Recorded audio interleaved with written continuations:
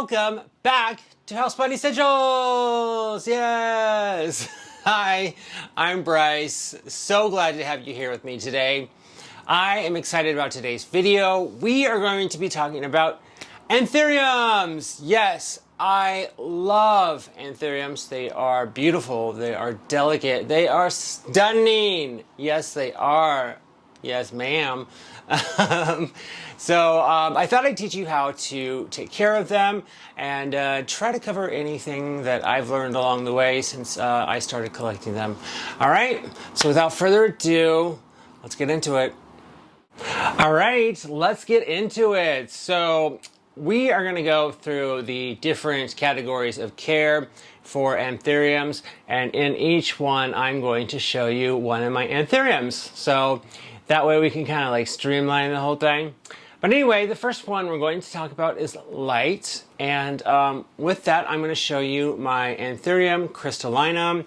And I love this plant so much. I love the big leaves on it. And this one is newer.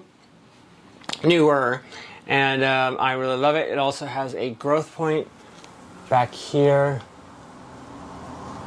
Take a look at that. Isn't that awesome? Do you like the pot too? I love it.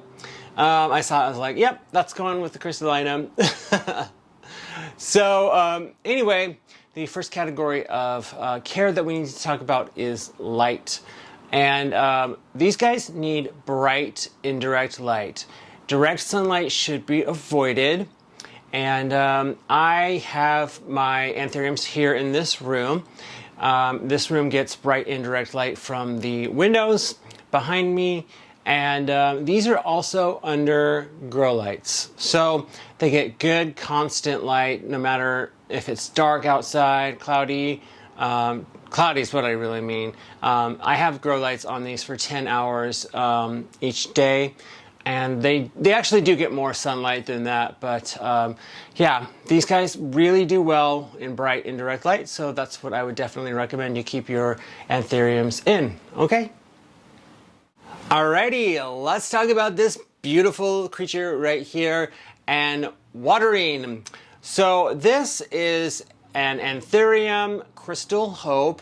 It is just really pretty. I remember seeing this at the plant shop and thinking, wow, I need to take that home with me. Take a look at these leaves. The webbing on it is just, it's beautiful. I love it so much. This one actually has a brand new leaf right here. I'll let you see. This pot's kind of heavy. It's like, kind of like concrete. So I'm like, look quickly. So with watering, I like to bottom water my Anthuriums. I water these guys when they are about 75% dry. So I use my moisture meter, to know when that is. So when the thing gets down the dial, it gets down to 3, that's when I water my Anthuriums. So there's 3 out of 10, that's 75%. I mean 20, just 75. Yeah, I mean 25, but 75% dry. Okay, so yeah, and I like to, like I said, bottom water these guys, and they do well. I would say that these like to be watered every week and a half or so. It just kind of depends on how much light they're getting in a particular stretch of time, and because I've noticed that the plants who get more light, they get more water. So it's kind of funny how that works, but that's what I've noticed. So, yep, that is it for watering. All right, let's talk about humidity, because humidity is so important for Anthuriums. This is an Anthurium clarinervium, and this one is so special to me. Take a look, it's got a new leaf also. Oh, isn't that so cool? Like all of a sudden my Anthuriums are just popping out new leaves like crazy. This is like the second leaf it's popped out since I brought it home, just within the last couple of months. So yeah, but humidity is really important for these guys. They like it high. I keep my humidity levels at 75%, and I do have 2 humidifiers in my home. I have one here in this room and then one out in the living area. And when one is low or something and kicks off, the other will kick back on. And they're really nice. They're like smart humidifiers, so you can control them using your Amazon Alexa app on your phone or wherever. So that's really cool. I love that feature because I like to go out of town and I need to be able to control my devices from afar. All right, so yeah, just remember to keep your humidity high. I would say anything at 50% higher or 50% or more is good. However, if you can get it up higher, like me for 75%, that'd be really good for it. Alrighty, that brings us to fertilizer, and this is my Anthurium Regal. I love it. I absolutely love it. I just love the kind of dark green coloring on the leaves and the webbing throughout. It's so beautiful. This one had a tear when I bought it, but that's okay. I still think it's gorgeous. This one also has a new leaf. I'm trying to get my... Take a look at that. Yes, so cool. So yeah, with fertilizer, I don't use a traditional fertilizer. If you guys have watched my other videos, you would know that I like to use liquid dirt with a lot of my more rare and expensive plants, and that's what I use for these guys. I have had so much feedback about liquid dirt and how much people love using it and how great it is for their plants. So if you're thinking about fertilizing with something, this is a non-traditional fertilizer that is packed full of vitamins and nutrients for plants. Check it out, liquid dirt on Amazon. It's awesome. I gotta tell you. It's really good for really good for plants. So yeah, that's how I go about fertilizing the Anthuriums.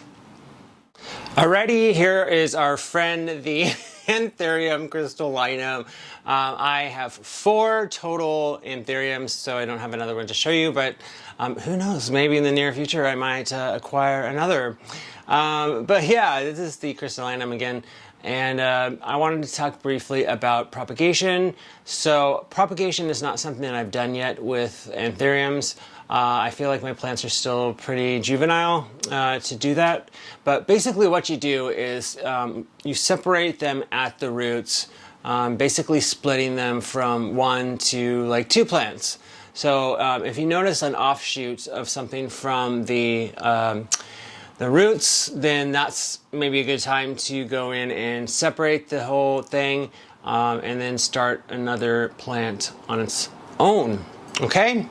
So yeah, it's not like other plants, like it's not like a pothos or a philodendron that has nodes and you can like put them in water and it's not like that. So not as maybe as fun, but you know what? Whatever. You can always split them at the roots. All right. That is it for propagation. All right, just the last thing I'd like to talk about is the different growing mediums you can keep your plants in. I have this Regal in sphagnum moss. Let me take a look here.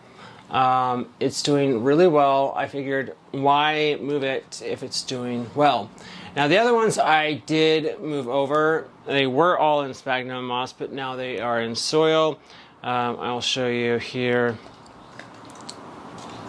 You can see, yeah, they're in soil. It's completely up to you. It's not really that different from sphagnum to soil as far as the care that you give it. Because basically, when it comes to time to water, I basically just bottom water this by sticking the container, this plastic pot, into the water, and the sphagnum soaks it up. And to even know like when to water, I still use a moisture meter in the sphagnum moss. It works the same. So if you're worried about like, oh, sphagnum over soil, Don't worry about it so much. It's really not that different. Okay? Okay, that's going to be it for today's video. If you liked it, and I hope you did, give it a big thumbs up down below. If you haven't already subscribed to my channel, hit that subscribe button, and then you'll get to be part of this gorgeous houseplant loving family, and you'll get notified of new content when it's available. Now, to get notified of all new content that I put out, make sure you click on that notification bell and you select all notifications. Otherwise, you won't get all of my notifications. Okay, so thank you so much for watching today, and everyone, stay beautiful.